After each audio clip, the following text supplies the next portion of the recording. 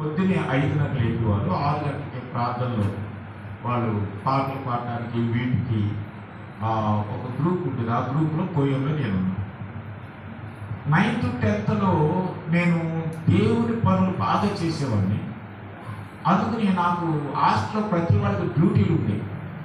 ఆ డ్యూటీల్లో కాగితాలు ఎక్కడము, ఈ చీపులు పెట్టి తొడవటము, డామెట్రీస్ తొడవటము, ఇవన్నీ ఒక్క ల్యాబరేటరీస్ కడపడం తప్ప మిగతా డ్యూటీలు వేసేవారు. ఆయన అక్కడ ఫాదర్ వరలాండానే ఉండేవారు. ఆయన నాకు డ్యూటీ తీసేసి దేవుని ఆలయంలో పనులు చేయడానికి డ్యూటీ పెట్టాడు. ఈ మొత్తం అక్కడ తొడవడం, ఆలయం శుభ్రంగా ఉంచడం, పాటలు పుస్తకాలు అక్కడ.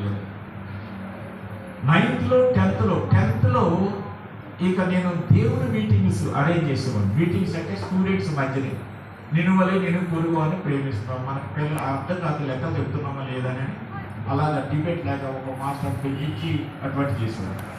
చివరికి 10thలో అది 2000 మంది స్కూల్. ఆ స్కూల్ ఈరోజు కూడా 25